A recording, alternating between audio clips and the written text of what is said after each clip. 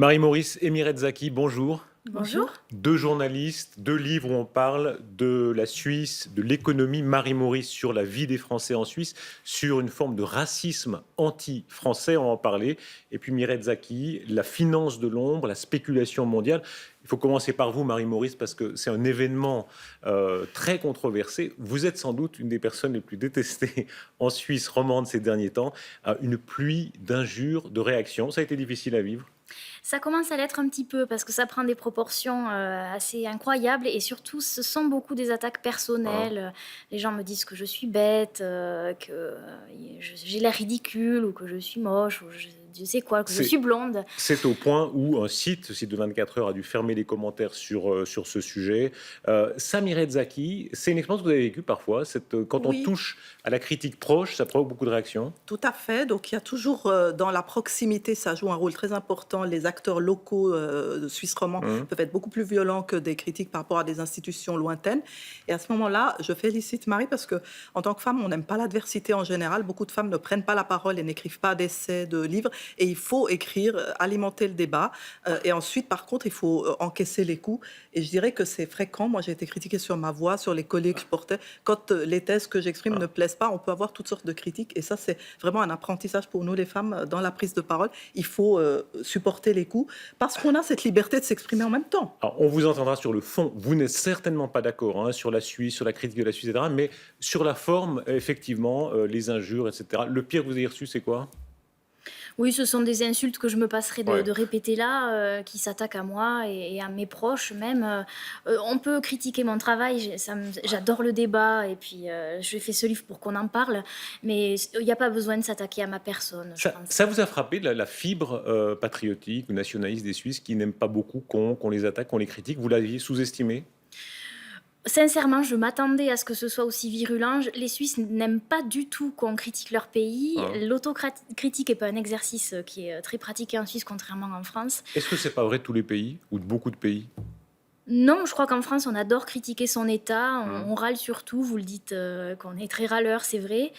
Vous, pas du tout. Vraiment, c'est plus délicat ici. En tout cas, vous avez l'une et l'autre des profils un peu provocateurs. Vous avez toujours aimé Mireille Zaki aussi, quand vous aviez annoncé la fin du dollar, quand vous avez attaqué parfois la banque, qui est une puissance ici.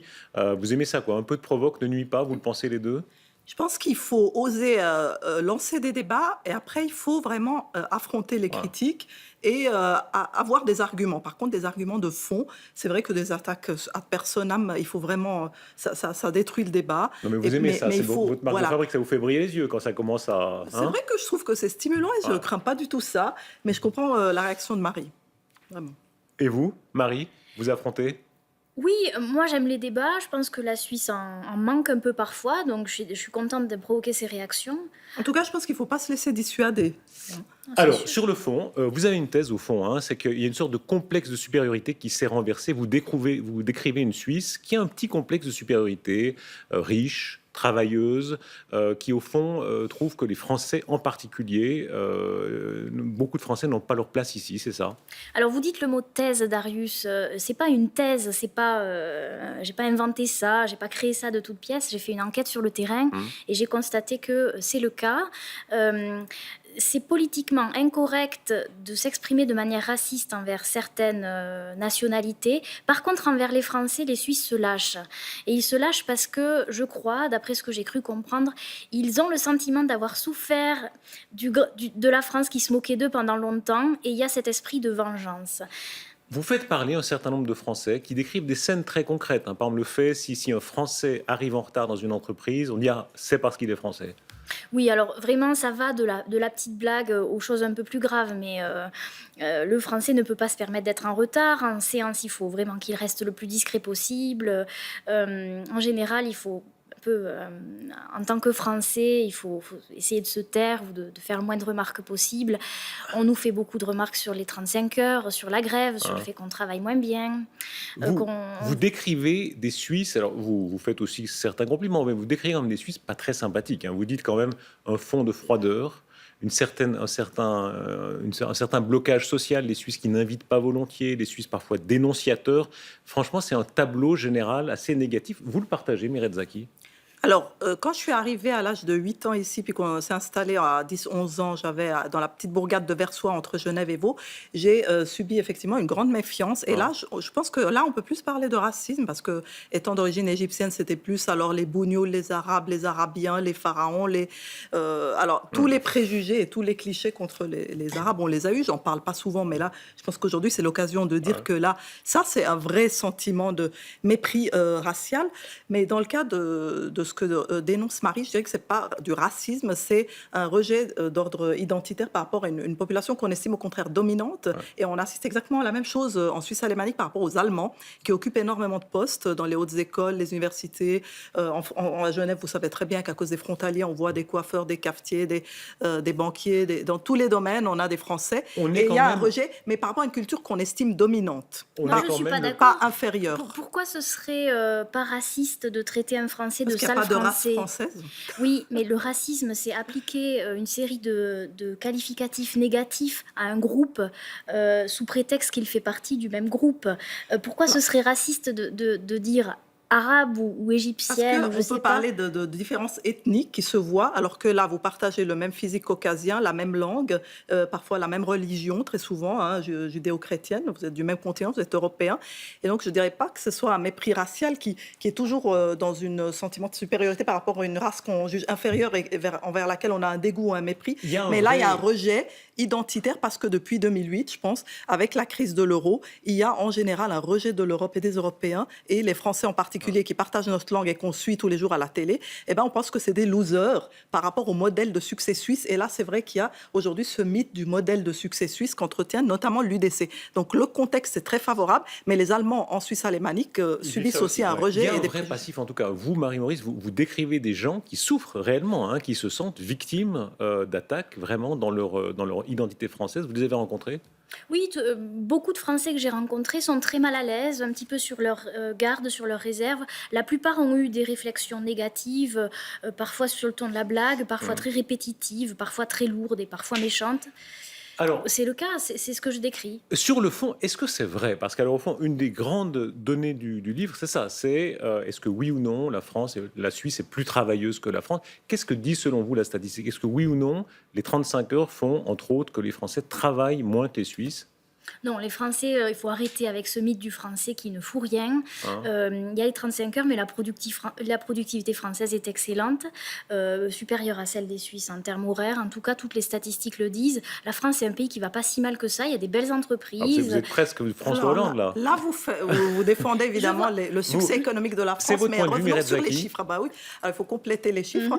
La France est la 5e économie mondiale. Elle a chuté maintenant derrière l'Angleterre, 6e économie mondiale. C'est vrai qu'elle s'est bien maintenue. Par contre, le taux de chômage est beaucoup plus élevé qu'en Suisse, il est au moins du double ou du triple. Le taux de chômage en Suisse, on a des manières de le compter particulières. Je dirais que les statistiques européennes et suisses sont très similaires parce que la Suisse s'aligne quand même sur le calcul statistique du taux de chômage. En Suisse, on serait plus à 6-7% qu'à 4% en vérité. Il faut se méfier des chiffres. Si on arrive au résultat final, parce que les débats de chiffres, ça sort fin, mais finalement, l'économie suisse marche beaucoup mieux que l'économie française. Ça, c'est difficile à nier, non? Non, mais je ne comprends pas pourquoi vous arrivez sur ce terrain, Darius. C'est très méchant de votre part. Non, pas du tout. Parce que, en fait, pourquoi on réduit ça à la France ferait mieux que la Suisse ou fait moins bien? Ce n'est pas mon propos. Les performances économiques font partie de ces critères ou du dynamisme d'une population, de son éthique de travail. Bravo, la Suisse va bien, la Suisse a fait des belles choses, la Suisse va très bien, la France a plus de problèmes. Et alors, c'est pas pour moi, ça justifie pas d'exprimer des préjugés à tous les coins de rue. On revient en tout cas à ce qu'on disait tout à l'heure. Le complexe de supériorité, c'est parfois inversé. Il y avait souvent chez les Suisses ce côté les Français quand même, c'est une grande nation. Ils parlent mieux que nous, ils parlent plus vite. Mitterrand parle tellement bien, De Gaulle avant parlait tellement bien. C'est plus tellement vrai avec François Hollande, c'est plus tellement vrai aujourd'hui. C'est ça que vous expliquez aussi? J'essaie d'expliquer ça. Bon, la France et la Suisse ont un rapport à la langue qui est complètement différent. En Suisse, c'est un pays multilingue où on parle un français qui est différent de celui parlé en France. Mais tout ça, je crois que ça s'est bien tassé aujourd'hui. Alors moi, je dirais que pour avoir travaillé 17-18 ans dans le journalisme, les journalistes, c'est les intellectuels bobos, etc., les cercles culturels ici, culturels, adhèrent énormément à toute la scène culturelle, littéraire, télévisuelle et l'intelligentsia française. Même, je dirais même qu'ils les mimiquent parfois. C'en est même parfois, c'est quasiment de la parodie, tellement l'intelligentsia suisse romande se calque sur Le Monde, sur la grande presse française, etc. Et ça continue quand même d'être le cas. Est-ce que ça, vous le constatez aussi?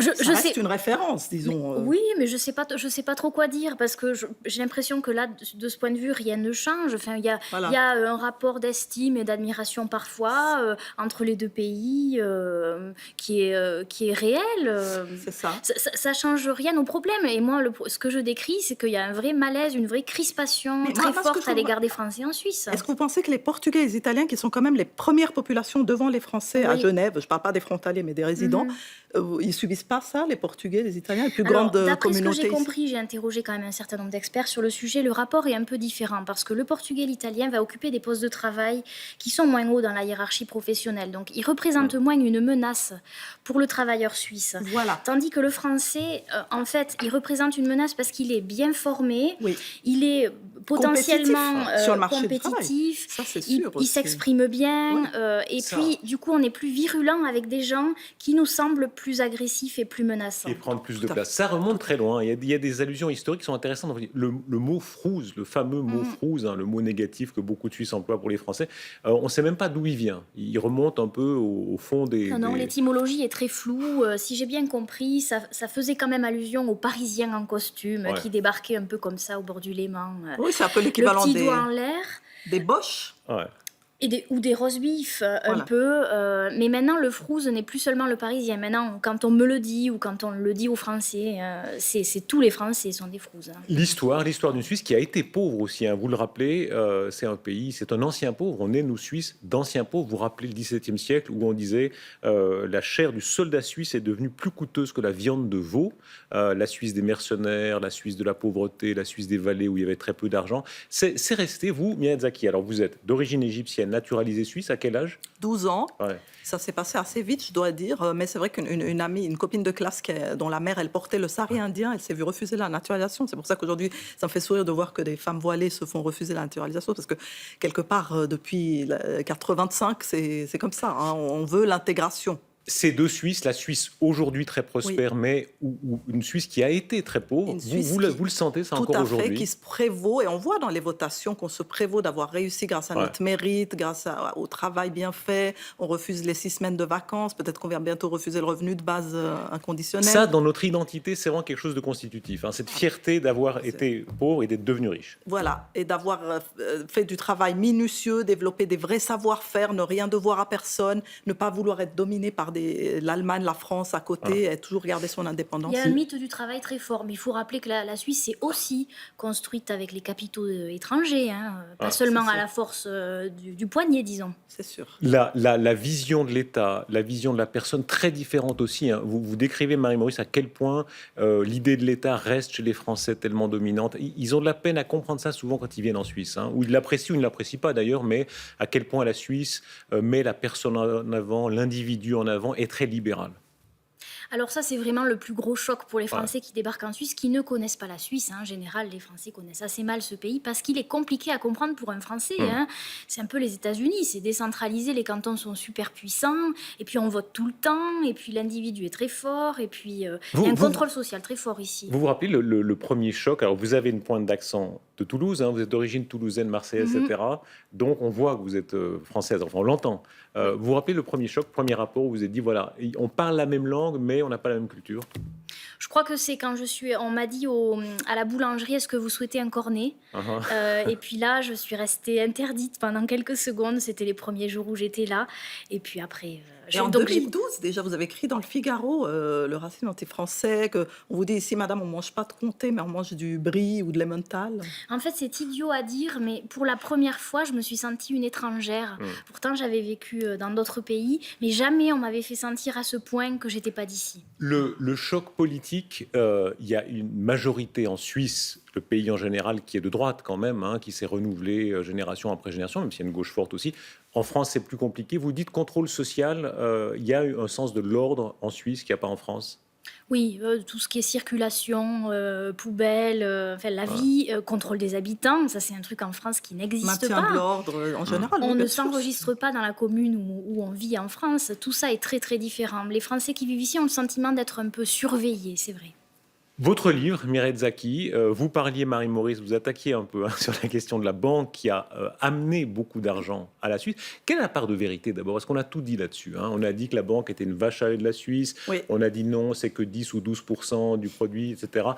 Si on Oui. devait faire le bilan, quand on dit oui, c'est grâce à la banque que la Suisse est devenue riche, est-ce que c'est vrai ou non d'après Oui, vous? bien sûr, parce qu'elle a été une terre d'accueil pour les grandes fortunes, pour les gens qui venaient traiter leurs affaires bancaires et qui allaient en même temps dans les cliniques, en même temps dans les boutiques, en même temps dans les hôtels. Et donc, il y a toute une économie qui atteint jusqu'à 20% du PIB, d'ailleurs, parce qu'on a fait les calculs larges de tout ce qui entoure l'économie bancaire. Et tout ça, aujourd'hui, est en train un petit peu de rétrécir. On a clair. longtemps dit un tiers de la fortune privée est gérée en Suisse. Ça faisait partie un peu des mythes fondateurs du pays. Est-ce que c'est toujours vrai? Alors, c'est de moins en moins vrai. C'est plus des fortunes privées, c'est des fortunes institutionnelles, c'est-à-dire des caisses de pension, des groupes d'assurance qui mettent leur argent ici parce qu'ils veulent être en francs suisses. Parce qu'aujourd'hui, il faut savoir que le franc suisse et l'or sont quand même perçus comme les choses les plus sûres dans un monde un peu où, dans mon livre, je décris que tout le reste pourrait cracher, hein, quand même. Et donc, le franc suisse attire aujourd'hui des avoirs institutionnels. C'est ce qui permet à la Suisse de se maintenir. Mais en gros, c'est les paradis anglo-saxons qui ont bel et bien récupéré la gestion de fortune privée. Alors, vous publiez La finance de l'ombre a pris le contrôle. C'est un monde souterrain qui est peu connu, que vous décrivez, qui représente des dizaines de milliers de milliards. Oui, c'est bien ça? Exactement, qui dépasse le PIB mondial aujourd'hui, quand même, 80 000 milliards de dollars de finances de l'ombre ou finances parallèles, comme on peut l'appeler. C'est de l'argent prêté, par exemple, aux entreprises? Oui, c'est beaucoup d'emprunts à des entreprises, à des particuliers. C'est surtout des acteurs non bancaires qui prêtent de l'argent. Parce que vous et moi et Marie, aujourd'hui, on peut emprunter à 0% et se dire je vais me faire banque et je vais prêter à 1%. Mais comme j'ai emprunté à 0%, j'ai une marge. Et tout le monde se met à faire ça. Pourquoi? Parce que les taux d'intérêt sont à 0% depuis bientôt une décennie. Si on rembobine le fil, on se rappelle tous 2008, la grande crise des subprimes, cette espèce d'affolement mondial, les pays qui jettent beaucoup de milliards pour sauver l'économie mondiale.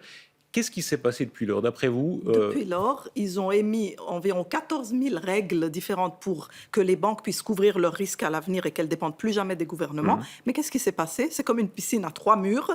Toute l'eau qui était dans la piscine, elle s'est échappée par le quatrième mur qui est absent et qui est allé en dehors du secteur bancaire. Et donc aujourd'hui, vous avez des acteurs non bancaires qui ont créé un empire de la dette et de prêts non provisionnés, très peu garantis, sans toutes les garanties bancaires habituelles. Et donc tout ça, si les taux d'intérêt remontaient, eh bien, vous auriez des faillites en série parce qu'une énorme partie de cette finance de l'ombre deviendrait insolvable. C'est-à-dire cette dette d'entreprise, c'est des entreprises, c'est des junk bonds, c'est des entreprises du gaz de schiste américain qui maintenant sont en train de faire faillite. D'ailleurs, en série, c'est des faits réels, on peut les vérifier. Et c'est le G20 qui s'en alarme. C'est pas moi et feu Dominique Morisot, mon co-auteur, qui avons inventé. C'est vraiment, il faut juste prendre le temps de décortiquer ça pour le livrer au public et qu'il soit au courant. Il y a des Suisse, chapitres. par exemple, qui propose ces prêts? Vous avez des noms d'institutions?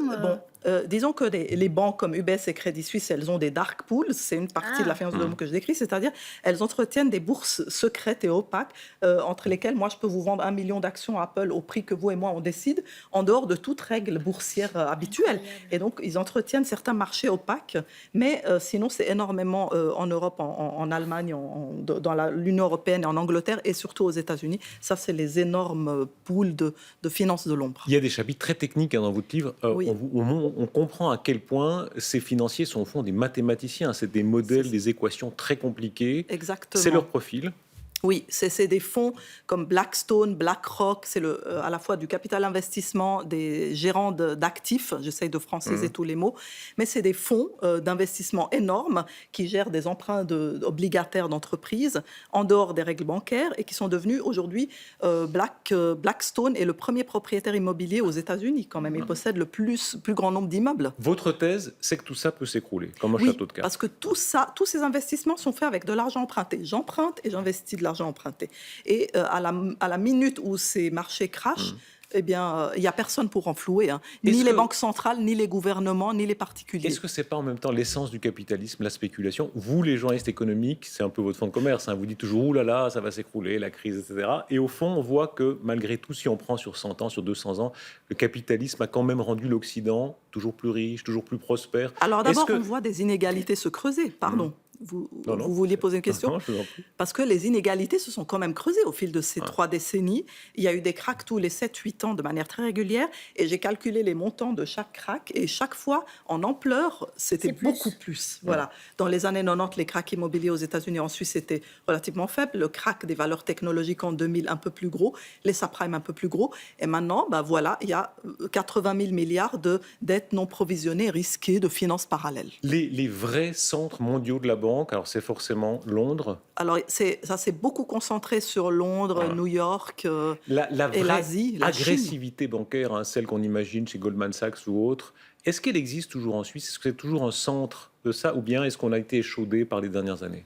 En réalité, depuis 2008, les grandes banques suisses ont beaucoup réduit leur activité aux États-Unis de banques d'affaires. Elles sont plus vraiment en haut des classements. C'est surtout Bank of America, Goldman Sachs, toutes ces banques, ces géants américains qui ont été fusionnés par le gouvernement et sauvés par le gouvernement. C'est eux qui dominent. Mais l'impact d'une crise va venir directement en Suisse, comme ça va venir dans toutes les économies réelles d'Europe. Et le choc récessionniste, eh bien, c'est nous qui allons l'hériter directement. Quelques mots de conclusion sur la Suisse. Toutes les deux, vous parlez beaucoup de la Suisse dans vos métiers de journaliste. Voilà, la Suisse que vous n'aimez pas, que vous critiquez. La Suisse, vous aimez aussi, hein, Marie-Maurice, il faut le dire, où vous mettez l'accent sur des qualités suisses. La pudeur, par exemple. Vous dites cette espèce, alors ça c'est le côté positif du côté coincé parfois que nous avons nous les Suisses. Les Suisses sont pudiques, ça vous a plu, ça vous plaît plutôt? Oui, ça me plaît, mais ce qui est étonnant, c'est que vous posiez la question, on me la pose systématiquement, comme si je devais me justifier d'aimer le pays où je vis, parce que malgré tout, je le critique, mais est-ce que je l'aime quand même, quoi? Oui, les Français aiment la Suisse, oui, j'aime la Suisse, mais je vois pas pourquoi il faudrait le répéter tout le temps. Vous me faites penser aux footballeurs français qui refusent de chanter l'hymne de la Marseillaise. c'est terrible. Vraiment, vous voulez pas chanter l'hymne suisse, là, pour Darius ou bien? Je crois que là, sur ce quiz, je serais pas bonne en plus. Hein. Non, mais Vous sentez patriote. On sent à quel point, c'est très intéressant ce qui se passe avec votre livre, à quel point la fibre nationale reste forte chez les gens, hein, que ce soit les Suisses, les Français ou autres. Critiquer un pays aujourd'hui, c'est d'abord politiquement assez incorrect, et puis ça provoque tout de suite des réactions très émotionnelles. Vous êtes patriote française. Quand on critique la France, ça vous fait quelque chose où vous dites non, pas plus que notre pays? J'aime mon pays et surtout je souffre de le voir aller à si mal. Mais critiquer la France, c'est un sport national. Les Français sont très critiqués. Autour des Suisses, un petit peu. Mireille Zaki, vous faites partie des Suisses naturalisés. Parfois, ils sont encore plus patriotes que les Suisses de naissance. c'est vrai que j'ai des thèses qui défendent beaucoup la souveraineté suisse. Quand le secret bancaire a été attaqué, j'ai vraiment défendu les banques suisses, le secteur bancaire suisse contre les États-Unis qui agressaient manifestement la Suisse. Je vois que la Suisse est un pays qui est géopolitiquement, il a peu de cartes en main face à l'Europe et aux États-Unis. Et je pense que vraiment, elle doit protéger ses atouts parce que aujourd'hui, c'est un modèle qui réussit le consumérisme, l'empire de la dette qu'on voit aux États-Unis, tout ça, on n'a pas ici. On est encore préservé. C'est des faits. Est-ce que Mais vous on avez est au senti cœur le de l'Europe. complexe, le On est au complexe cœur de l'Europe. Moi, je suis d'ailleurs pro-européenne. Oui. Le complexe de la petite Suissesse. Moi, je me rappelle quand j'étais adolescent, premier voyage à Paris, on est en goguette, etc. On dit 70, 90, on essaie de gommer un peu son accent. Il y a ce rapport du grand et du petit. Vous l'avez vécu, vous? Moi, en tant que quand je vais en Égypte voir ma famille, je suis la Suissesse. C'est ça qui est terrible. C'est que finalement, on n'est jamais vraiment chez soi nulle part. Et puis, par contre, la Suisse, c'est vrai que j'admets, elle est à admirer relativement. Peut-être la France, je ne sais pas si ailleurs qu'en Suisse on la critique, mais la Suisse, elle a une belle image. Et on est fiers de dire qu'on appartient à la Suisse, je trouve. Même question qu'à Marie-Maurice. Alors, il y a ce que vous avez peu aimé en arrivant en Suisse. Qu'est-ce que vous avez aimé dans ce pays en arrivant très vite? Alors, moi, j'ai peu aimé, comme je vous ai dit, la méfiance, les préjugés, le côté un peu villageois, etc. Mais ce que j'ai aimé, c'est l'égalité des chances que j'aurais pas eu au Caire si j'avais. J'ai essayé de faire ma carrière au Caire. C'était complètement différent. Et les gens, une fois qu'ils vous connaissent, vous avez vraiment des relations de long terme avec eux. Alors que dans des grandes villes comme Paris, New York, c'est beaucoup plus superficiel. Ça, tout le monde le dit. C'est un fait. Ici, vous avez des relations ancrées dans le temps.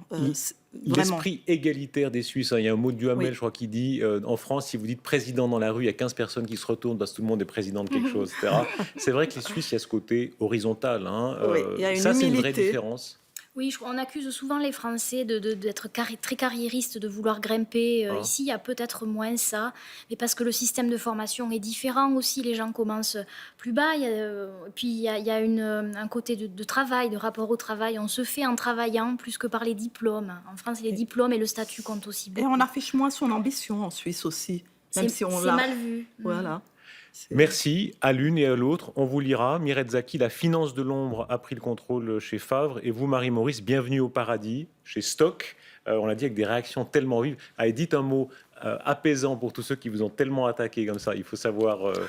Non, Pardonnez. je dis juste... L'émission s'appelle Pardonnez-moi. Oui, c'est ça. On peut ne pas pardonner. Hein. Non, je dis, j'adore les débats. Il faut que ça provoque des débats. J'ai rien contre ça, mais pas d'attaque personnelle. Merci à Bravo. l'une et à l'autre. Et pour ceux qui n'ont pas lu vos livres, au plaisir de vous lire. Merci beaucoup. Merci. Merci.